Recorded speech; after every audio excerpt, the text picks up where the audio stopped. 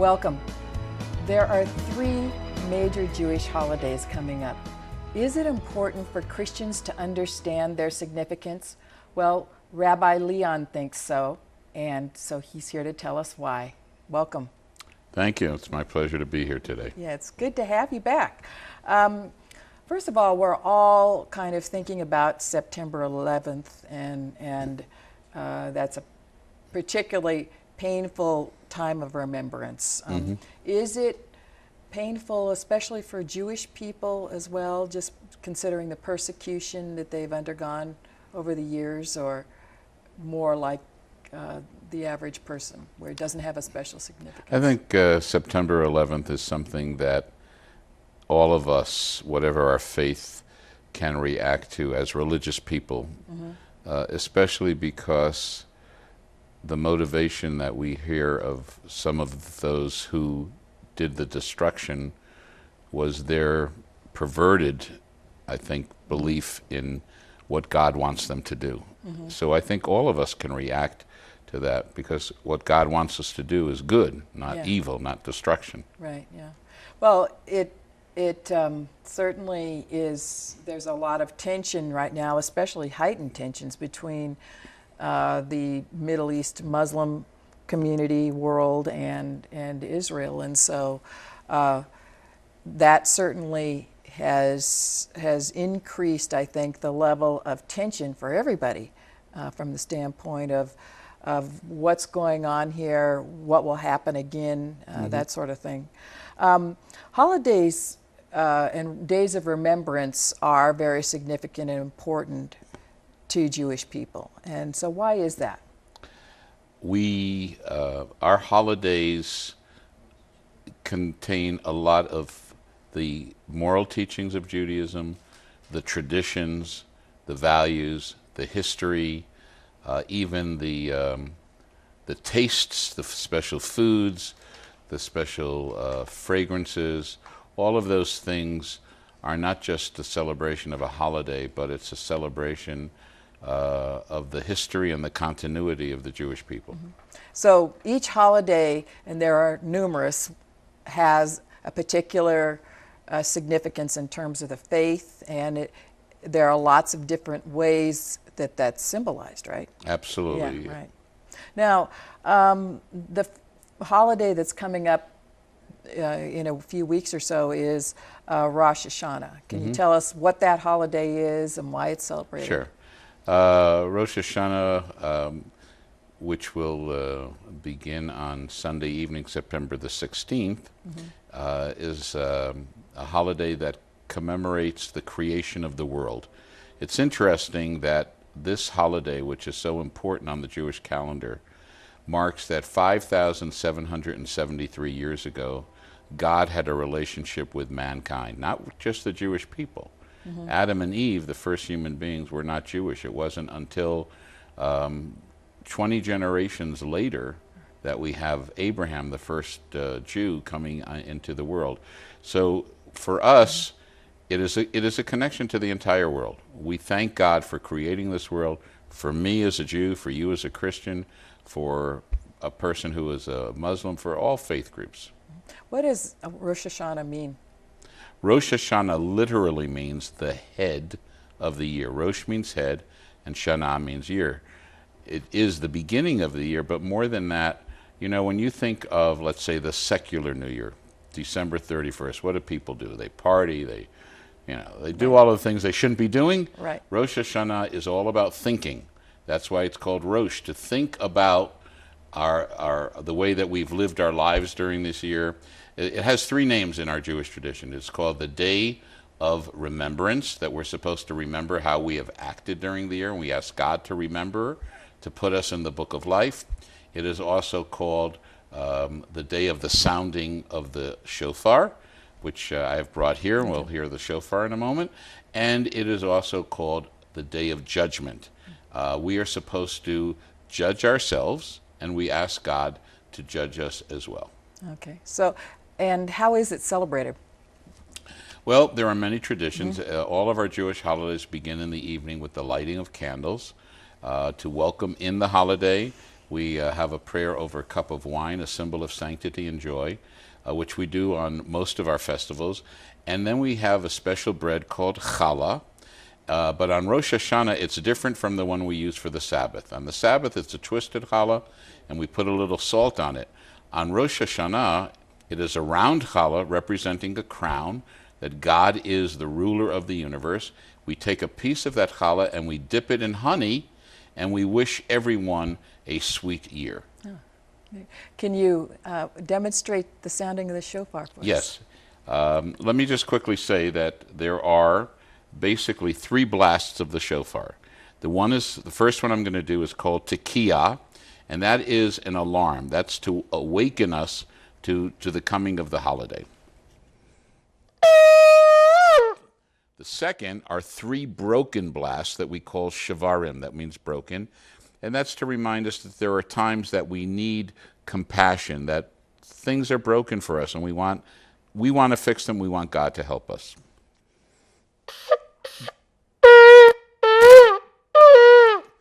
The third blast is called teruah. These are 9 staccato notes, and that is the happiness in life. It's not just broken.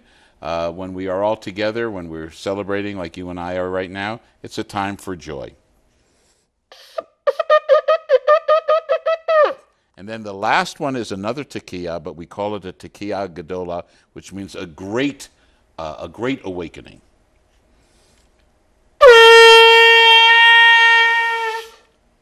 Very good. Thank you. Thank you. Yeah, right.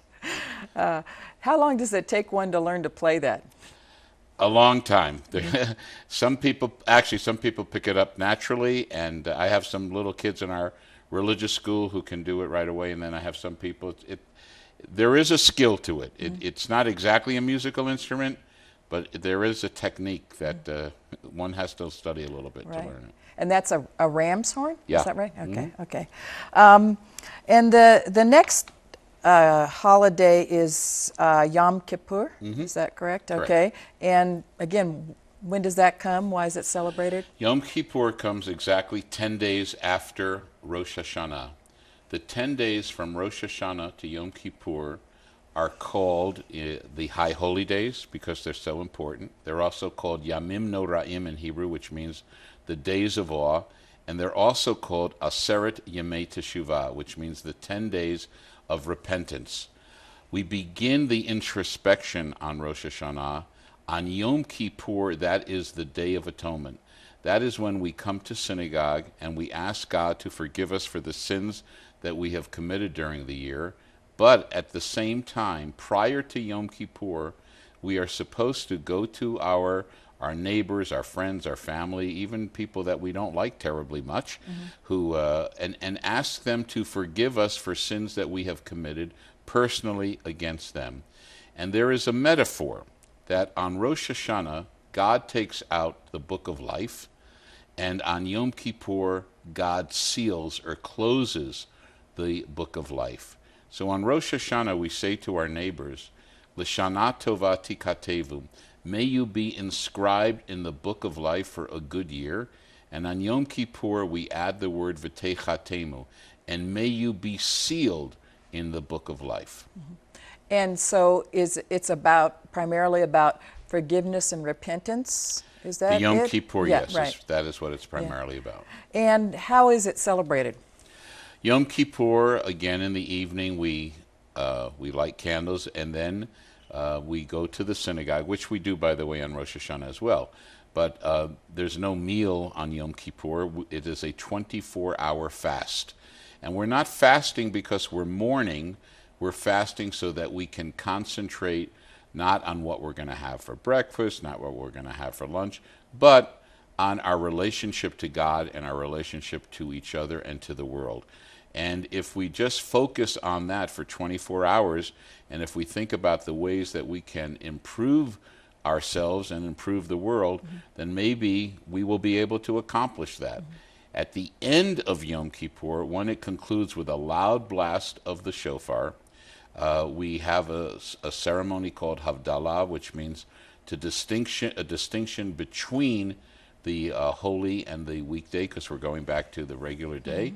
and then we have a break the fast. We have a meal as the holiday comes to its conclusion. Is there a particular meal associated with breaking the fast, or No, anything? not necessarily. Yeah. From the standpoint of the Torah or Old Testament, where is it indicated that these two holidays should be celebrated?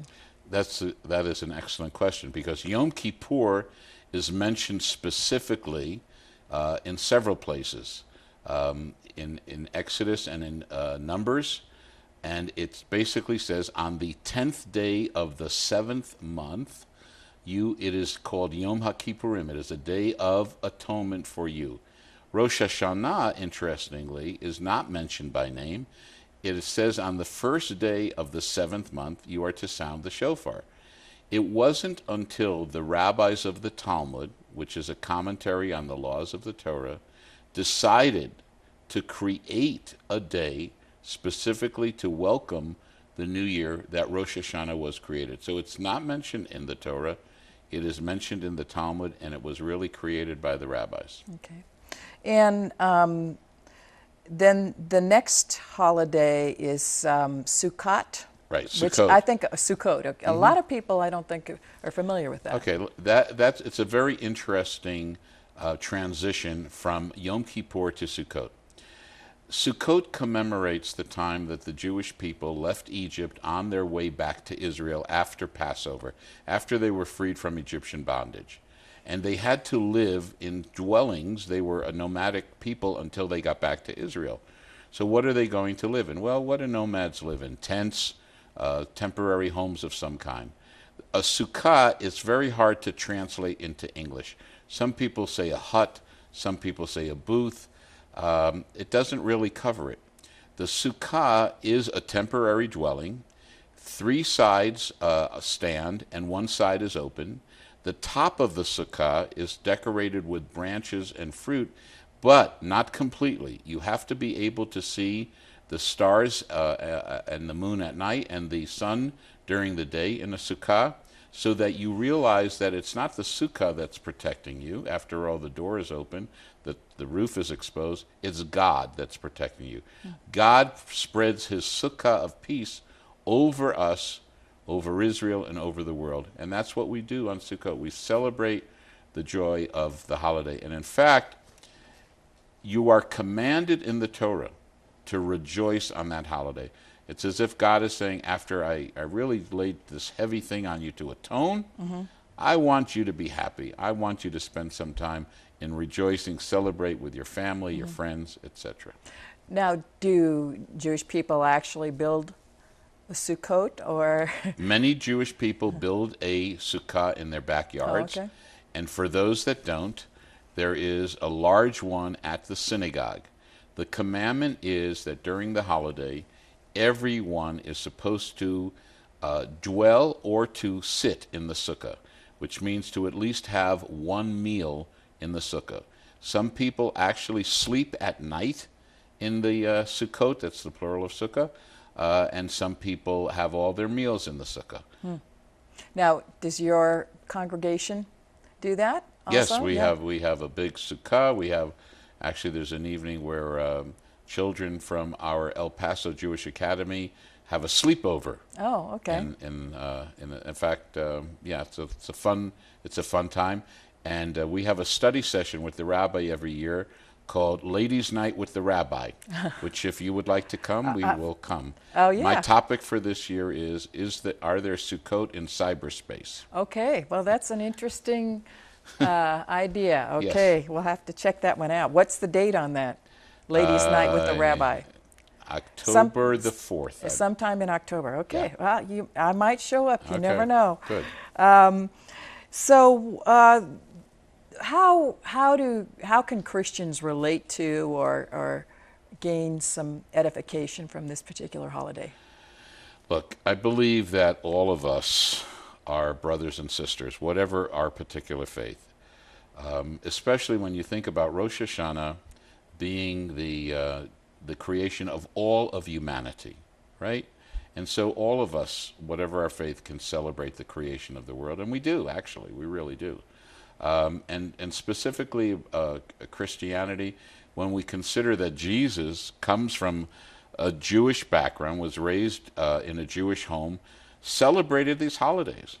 I mean, there's no question about it. Absolutely. And you could actually sort of picture Jesus in Jerusalem with the symbols of Sukkot, which I'd like to tell you about, holding those in his hands and blessing people. I mean, the connection is very, very direct. And I've always felt the more that we learn about each other's faith, the more that that brotherhood and sisterhood will reign in this world. Definitely an appreciation. Now, you said there were symbols that Yeah. were important. Let me tell you about those symbols. Sukkot is primarily a harvest festival.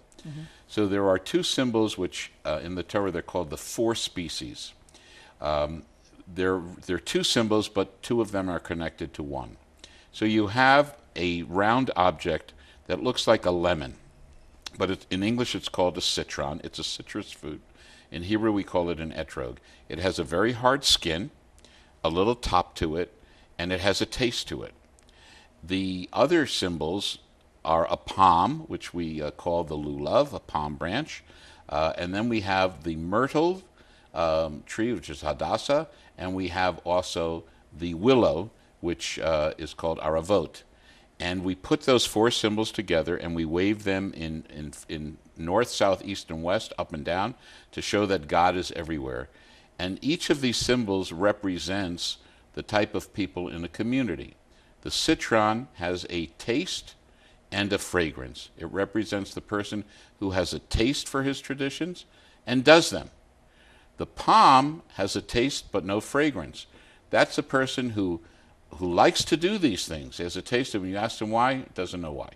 So he has to work harder on that. The myrtle has the opposite. It has a fragrance but no taste. It's someone that knows how to do these things but may be a little bit too lazy to do them. And the willow, no taste, no fragrance, that's the person that's not involved at all. But on Sukkot, we bring them all together and we say we're all part of the community. So these actually signify sort of different levels of involvement or commitment in the community. Is that what you're saying? That's what the metaphor is. Yeah, right. That's Yeah. interesting. Yeah. But we use these particular vegetation, let's say, because it's a harvest festival. Yeah. Huh. Interesting. And so what happens during the celebration? Is it a service or Yes. a festival? We have a service in the synagogue. During the weekday, we will carry that lulav and etrog that I talked about, and we'll walk around the synagogue with it, and we will have special prayers praising God. And then following the service, we will all go into the sukkah, and we will have a meal together. What is the favorite holiday of most Jewish people? Is there one Well, that people really get into? I would say, it's hard to say what is a person's favorite. I would say the ones that are most observed happen to be Hanukkah, which comes usually November or December, and the other is Passover. And I think a lot of it is because those two are very family oriented, and a lot of the participation is at home. So families come together on Hanukkah to exchange gifts, to light the Hanukkah menorah, to sing songs, to eat special foods. And on Passover, of course, to have a Passover Seder at home, although we have one on the second evening in our synagogue, so that families and communities can tell the story of the Exodus from Egypt. Are people able to come to your services and events at the synagogue? Absolutely. And Anyone is invited to come. In fact, I teach a class at UTEP, and on Rosh Hashanah I can't be there because I have to be at my congregation. And I tell the class if they would like to, they certainly are invited to come and to observe what's going on, and then the next class tell me what they saw. I learned a lot from them. That must be interesting. Are the services in English or Hebrew or Okay, both? the prayer book that we use and the Chumash, which means basically the book version of the Torah, of the 5 books of Moses, have both English and Hebrew, and explanations and commentaries. In fact, last year we introduced a new prayer book that has just come out from the conservative movement of Judaism called Lev Shalem, and it has some wonderful commentaries, poetry, prose, and some interesting philosophical thoughts for people to peruse while they are praying as well. Oh, so it's fairly user-friendly then, you Absolutely, would say? yes, Yeah, very right. user-friendly. Okay. What do Jewish people wish that Christians knew or understood about them? Just that we are good people, and while we have different beliefs, we all are. I think that the Judeo-Christian ethic is alive and well. Ethical monotheism, if you want to call it that, to bring a world of peace. I think we share those same goals, and I think to respect each other's beliefs is what we should have. Do you think that anti-Semitism is on the rise, or that it's the same as it's always been? I would any say feeling about that, sadly, I would say that anti-Semitism is on the rise. Unfortunately, many people have forgotten what happened during the Holocaust. We have heard political leaders of certain nations, even members of the United Nations, actually call not only for the destruction of Israel, but also for hurting and killing Jews and Christians, for that matter. Right, sure. It's kind of scary to hear people say that, and the world doesn't condemn that. Right. Yeah. It is outrageous. Yeah. It really is. Anti-Semitism, and this summer I actually was in Prague, Czech Republic, and I was in Budapest, and unfortunately there is a rise in anti-Semitism in those countries as well. Why do you think, and this is, who can answer this question, but I'll ask it anyway. Sure. Why do you think that it's always the Jews that end up? I mean, it is truly an astonishing dynamic that has been throughout history. Well, it's not only the Jews. I mean, there have been obviously genocide against other people. Sure, absolutely. But it does seem to be a consistent problem that exists in the world. I think there are a number of factors. I think one of the factors is that Jewish people, to some extent, feel that they're the moral conscience of the world, and people don't like that.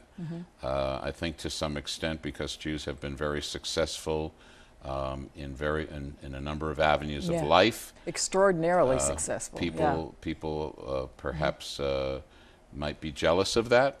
I think that there are myths that people like to spread about Jewish people, and I think because just simply the small number of Jews in the world is one of the reasons that people have these prejudices toward our people. Well, I think that there is a spiritual dynamic there, which, because the Jews are God's chosen people, that obviously from the perspective of evil wants to wipe out God's chosen, I think, and so the forces are always marshaled against the Jewish people, whoever's available to hate at a particular time. That's definitely that's unfortunate, but it doesn't mean that we hate others. Right. Yeah. What we try to do, we never teach our children to hate anybody. Right. We teach them to hate evil, but not to hate people. Right. So in the synagogues, unlike in other religions, people are not being taught things that are going to pit them against other people, other religions. We teach people that all people are created in God's image. Right, yeah. In what areas can Christians and Jews be working together? Because obviously we're worshiping from the same book in many respects.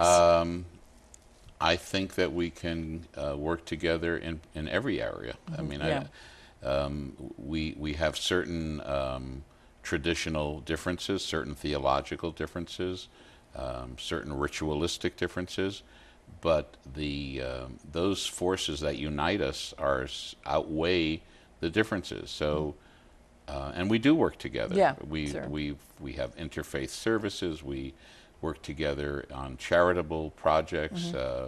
There are so many numerous ways, and there's so many different organizations that Jews and Christians work together that I think everyone is aware of that. Yeah. In terms of being able to pray for the Jewish people and for Jews in particular, as far as specific areas, you have any recommendations right now what our audience can be praying for? I think Israel right now is in a very isolated situation.